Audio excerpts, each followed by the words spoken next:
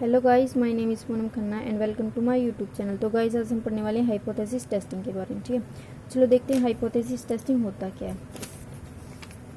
मान लीजिए ये हरियाणा है और इसकी पॉपुलेशन जो है वो 5 लाख है।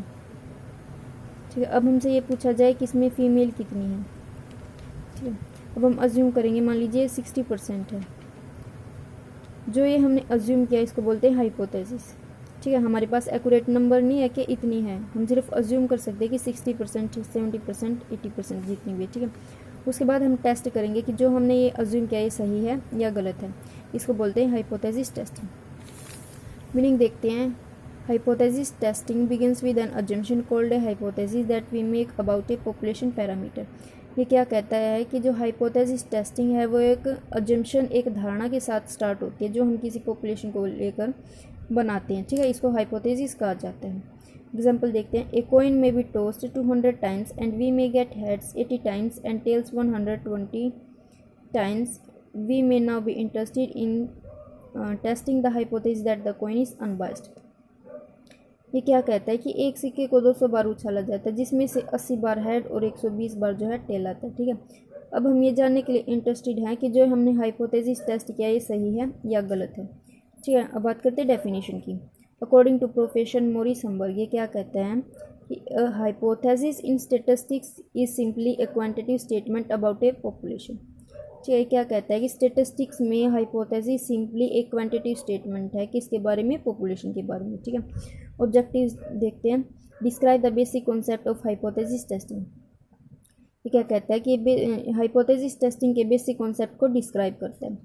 Identify and describe a test for a particular problem. जो हमने टेस्ट किया उसमें जो प्रॉब्लम आती है उसको आइडेंटिफाई करता है और डिस्क्राइब करता है। ठीक है, analysis of type of error, और एरर्स को जो है एनालाइज करते हैं। अब बात करते हैं test types of hypothesis testing की। बेसिकली 2 टाइप्स के होते हैं, एक होता है नल हाइपोथेसिस और एक होता है अल्टरनेटिव हाइपोथेसिस। पहले देखते हैं नल हाइपोथेसिस क्या होता है। Null hypothesis states that there is no significance difference between 2 samples. Null hypothesis कहता है कि 2 सैंपल के बीच कोई भी डिफरेंस नहीं होता है। ठीक है, मान लीजिए हमने अज्यूम किया था 60%, लेकिन एक्यूरेसी जो नंबर है वो है 61%। ठीक है, जब हमने टेस्ट किया तब कितना है, 60%। तो नल हाइपोथेसिस क्या कहता है कि जो ये डिफरेंस है ये ज़्यादा डिफरेंस नहीं है, ये कोई भी डिफरेंस नहीं है। हालांकि 1% का डिफरेंस है लेकिन नल हाइपोथेसिस में इसको नहीं माना जाता।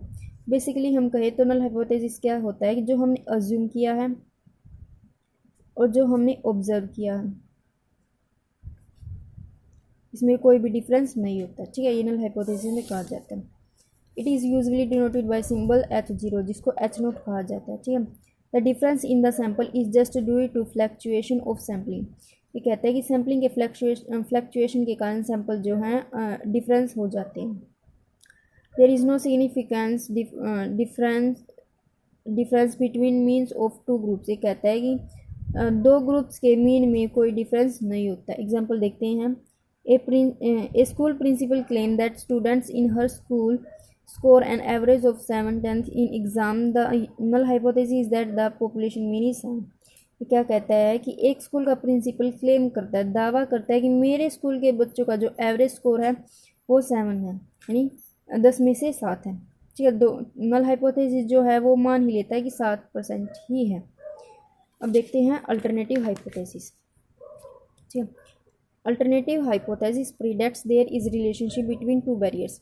नल हाइपोथेसिस में हमने पढ़ा था कि 2 बैरियर्स के बीच कोई भी डिफरेंस नहीं होता है, लेकिन अल्टरनेटिव हाइपोथेसिस क्या कहता है कि 2 बैरियर्स के बीच जो है रिलेशनशिप होता है। It is denoted bye H1 और HA। The alternative hypothesis could भी, यहाँ 3 कंडीशन बनती हैं। पहली है mu equal not mu zero, दूसरी है mu greater than mu zero, और तीसरी है mu smaller than mu zero. Example देखते हैं। The haemoglobin percent of patient is 12 और नॉट। ये क्या कहता है कि पेशेंट की हीमोग्लोबिन परसेंट 12 है या नहीं है, इसका टेस्ट करना है। तो नल हाइपोथेसिस क्या कहता है, ये तो मान ही लेता है कि जो हीमोग्लोबिन पेशेंट की हीमोग्लोबिन है वो 12 ही है। लेकिन अल्टरनेटिव हाइपोथेसिस क्या कहता है कि इसकी 3 कंडीशन बनती है। पहली क्या होगी, mu greater then 12, haemoglobin percent of patient is greater than 12। और सेकेंड क्या बनेगी, म्यू स्मॉलर देन 12, यानी haemoglobin percent of patient is smaller than 12। और थर्ड जो कंडीशन है वो क्या है, mu is equal not 12, haemoglobin percent of patient is not equal to 12। ठीक है, नल हाइपोथेसिस क्या है, जो हमने अज्यूम किया ये उसी को सच मान लेता है। ठीक है, और अल्टरनेटिव क्या कहता है, उसमें डिफरेंस होता है। ठीक है, इसमें कंडीशन लगती है, 3 कंडीशन जो हमने अभी बात की है। अब बात करते हैं errors in hypothesis testing. Basically 2 types होते हैं। अब देखते हैं इसकी पॉसिबिलिटी क्या है। पहली है test leads to rejection well hypothesis true. ये क्या कहता है कि हाइपोथेसिस सही थी लेकिन हमने उसको रिजेक्ट कर दिया, तब टाइप 1 एरर आएगा। ठीक है, सेकंड है test lead to acceptance well hypothesis is false. ये क्या कहता है कि हाइपोथेसिस गलत थी और हमने उसको एक्सेप्ट कर लिया। ठीक है, तब एरर 2 आएगा। ठीक है, थर्ड है test leads to acceptance and hypothesis also true. ये कहता है कि हाइपोथेसिस जो है वो सही थी और हमने उसको एक्सेप्ट कर लिया, तब कोई एरर नहीं आएगा। ठीक है, फोर्थ है test leads to rejection and hypothesis is also false. ये क्या कहता है कि हाइपोथेसिस गलत थी और हमने उसको रिजेक्ट कर दिया, तब कोई एरर नहीं आएगा। अब बात करते हैं टाइप 1 एरर होता क्या है। Type of error which occur when null hypothesis is true but it rejected. ये क्या कहता है कि नल हाइपोथेसिस जो है वो सही थी लेकिन हमने उसको रिजेक्ट कर दिया, तब टाइप 1 एरर आएगा। ठीक है, और टाइप 2 एरर कब आएगा।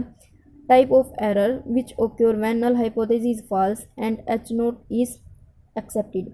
ये क्या कहता है कि नल हाइपोथेसिस गलत थी लेकिन हमने उसको एक्सेप्ट कर लिया है, तब टाइप 2 एरर आएगा। ठीक है, अब इस टेबल के थ्रू हम देखते हैं एच नोट यानी कि null hypothesis is true. Null hypothesis जो है वो सही है और हमने उसको एक्सेप्ट कर लिया है, तब कोई एरर नहीं आएगा। ठीक है, और जब नल हाइपोथेसिस सही है और हमने उसको रिजेक्ट कर दिया, ठीक है, तब एरर 1 आएगा। ठीक है, नल हाइपोथेसिस गलत है और हमने उसको एक्सेप्ट कर लिया है, तब टाइप 2 एरर आएगा, और जब हमने उसको रिजेक्ट कर दिया तब कोई एरर नहीं आएगा। अब बात करते हैं लेवल ऑफ सिग्निफिकेंस की। We check the validity of the null hypothesis against the alternative hypothesis at a certain level of significance to set up the hypothesis। ये क्या कहता है कि हाइपोथेसिस टेस्ट करने के लिए हमने जो है एक लेवल ऑफ सिग्निफिकेंस सेट कर लिया है। ठीक है, उसके बेस पर हम देखेंगे कि जो नल हाइपोथेसिस और अल्टरनेटिव हाइपोथेसिस है ये एक्सेप्ट की जाएंगी या रिजेक्ट की जाएंगी। ठीक है, और जो नल हाइपोथेसिस और अल्टरनेटिव हाइपोथेसिस है दोनों में से कोई एक ही लागू होगी। ठीक है, नल हाइपोथेसिस क्या होती है कि जो हमने अज्यूम किया है और जो हमने ऑब्जर्व किया उसमें कोई डिफरेंस नहीं होता, लेकिन अल्टरनेटिव क्या कहता है, डिफरेंस होता है। ठीक है, या तो डिफरेंस होगा या डिफरेंस नहीं होगा, एक समय पर ये दोनों नहीं हो सकते। ठीक है, researcher generally use the 5% and 1% level of significance in the research. ये क्या कहता है कि जो एक रिसर्चर है वो जनरली जो है 5% या 1% लेवल ऑफ सिग्निफिकेंस रखता है अपनी रिसर्च के लिए।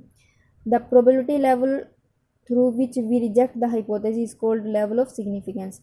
क्या कहता है, प्रोबेबिलिटी लेवल जिसके थ्रू हम हाइपोथेसिस को रिजेक्ट करते हैं उसको लेवल ऑफ सिग्निफिकेंस कहा जाता है। It is denoted by alpha. We will accept the hypothesis when it is true. हम हाइपोथेसिस को जो है कब एक्सेप्ट करेंगे, जब वो सही होगी। There is maximum chance of rejecting the null hypothesis when it is true is 1% and 99 times. ये क्या कहता है कि नल हाइपोथेसिस को रिजेक्ट करने के मैक्सिमम चांस होते हैं जब 1% वो सही हो और 99 बार। ठीक है, अब बात करते हैं स्टैंडर्ड एरर ऑफ मीन्स की, जिसको SEM कहा जाता है। ठीक है, the standard error of the mean is denoted by sigma M. और जो स्टैंडर्ड एरर हो इसको सिग्मा एम से डिनोटेड किया जाता है। It is standard deviation of the sampling distribution of the mean. ये क्या कहता है कि जो स्टैंडर्ड एरर है वो सैम्पलिंग के डिस्ट्रीब्यूशन का मीन है। ठीक है, the standard error of the mean also called the standard deviation of mean. Standard error के मीन को जो है स्टैंडर्ड डिविएशन मीन भी कहा जाता है। फॉर्मूले की अगर बात करें तो फॉर्मूला है SEM, जिसको हम डिनोट करते हैं sigma M. Sigma M is equal to sigma upon √n। ठीक है, जहाँ सिग्मा क्या है स्टैंडर्ड डिविएशन और n क्या है नंबर ऑफ ऑब्जर्वेशन, और जिसको हम सैम्पल साइज भी कहते हैं। ठीक है, this formula does not consider a normal distribution. ये जो फार्मूला है ये नॉर्मल जो डिस्ट्रीब्यूशन है उसको कंसिडर नहीं करता है। This formula indicates that the large the size of sample the smaller the standard error of the mean. ये क्या कहता है कि जितना ज़्यादा सैंपल होगा, जितना ज़्यादा सैंपल होगा उतने ही कम एरर्स होंगी। ठीक है, आई होप ये वीडियो आपको अच्छी लगी होगी। प्लीज़ लाइक, सब्सक्राइब और शेयर जरूर कीजिए। Thanks for watching.